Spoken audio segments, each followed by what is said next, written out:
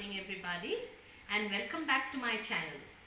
Today I am here before you to show you a recipe with paneer.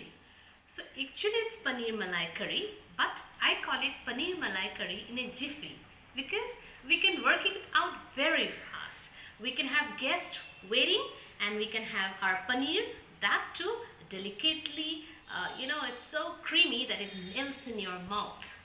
For that, I need these ingredients. For instance, what I have done is that I have taken around 200 grams of paneer and boiled it in water. I haven't put any salt also, we just boiled it in water and kept, and I'll be using it, which will make the paneer very soft.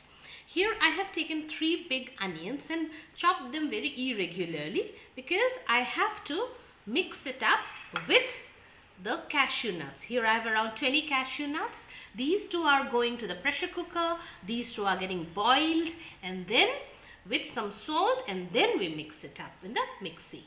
I will also need a spoonful of ginger garlic paste, some cumin seeds, 2 teaspoons of jeera powder or cumin powder, 2 teaspoons of coriander powder or dhania powder, 2 bay leaves, 1 red chili, and a pinch of garam masala.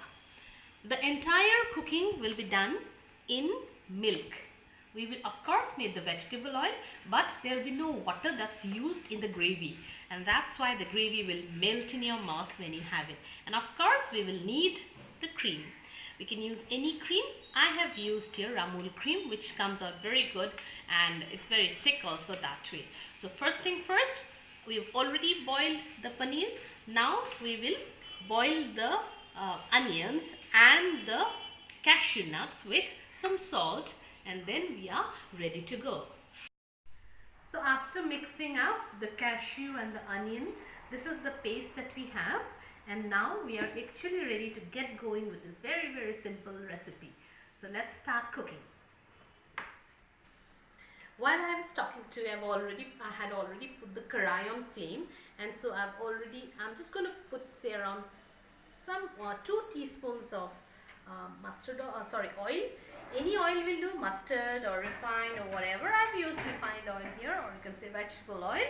And then when it steams up, I will first put in my red chili and the 2 bay leaves that we have, right? And of course the jeera, whole jeera or cumin. While it splutters and changes color, we will put in the ginger garlic paste. So we will avoid using the yellow color because I want a white gravy because I just want the paneer pieces to melt with the white gravy, and before it gets burned and we are putting in the mixture. So put in the mixture of the cashew and the onion that I have put in the mixie, and we have so much more left here. So we'll do one thing, we will just put some water and just give it a shake and use it here. So we'll give it a shake and then use it there. So we have to keep stirring it because otherwise there's a very great tendency of it to get stuck to the karai, because we have cashew nuts here which tend to get stuck to the karai. Okay, now we'll put in some salt so that it speeds up the entire process. So we can use as much of salt as we need in the dish. Always keep it on the lower scale because then we can very well change the quantity of salt and use the salt later also. So we just try to, it's already cooked, so we do not actually need to cook it, but we are just giving it a nice heat up so that it's ready to accept the paneer pieces and give away its taste to the paneer pieces. In between, I will give the jeera powder or the cumin powder, the coriander powder, and the garam masala, little pinch of garam masala, and again try to give it a nice whisk.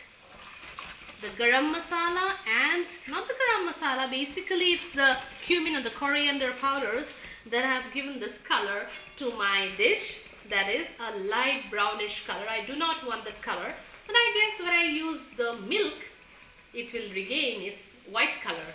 So we'll keep stirring and stirring.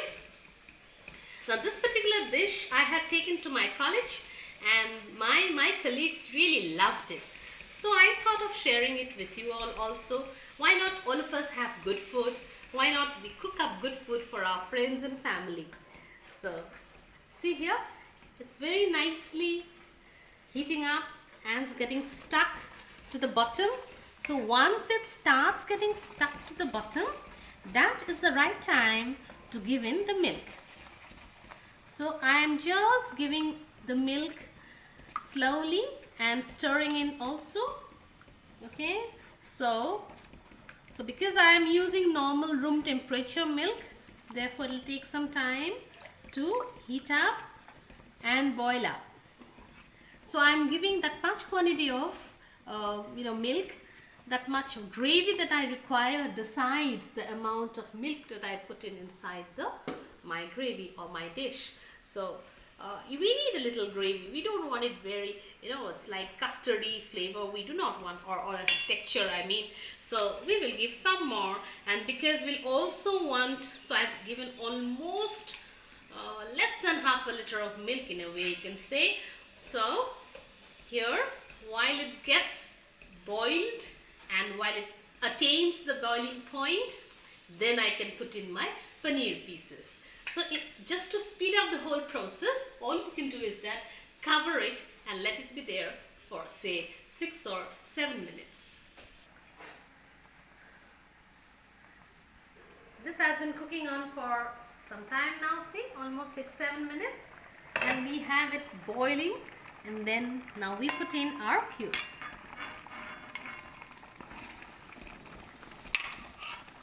Beautiful color there, and again we'll put it on low. It's already getting very thick. I guess we'll need to add some more milk just for the paneer pieces to boil with the mixture.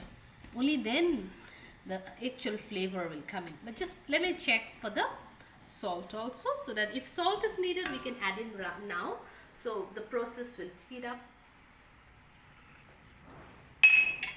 It's real nice, but I guess we need some salt.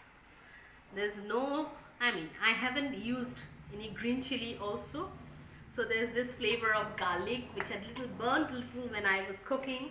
So garlic and cumin and coriander, and it's heating up and it's boiling up, and now let me cover it and keep it there for some more time, and just say 5 minutes.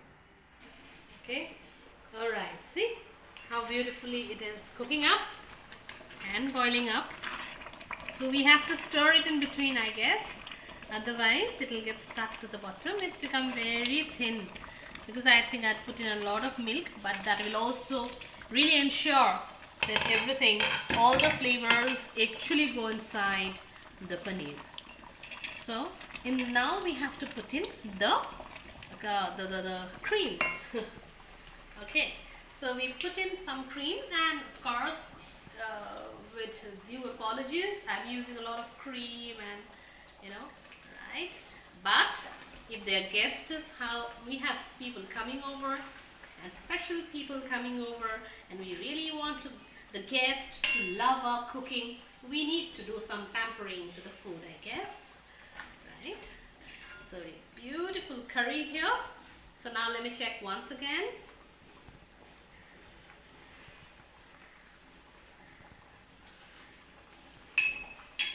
As I always tell you, you have to eat it to feel it. It's so yummy. Now I just put in a strand or two of saffron, kesar, but this normally you have to put in warm milk, and but some people, lazy people like us, we do it this way also. It'll anyway give out its flavor. Whether you keep the rose hidden or you keep the rose outside, it'll give out its flavor. And I want the strands there, you know, adorning my dish. They look lovely. So this is done. We have yummy, and you know, it's such a delicate flavor that you get when you eat this particular dish.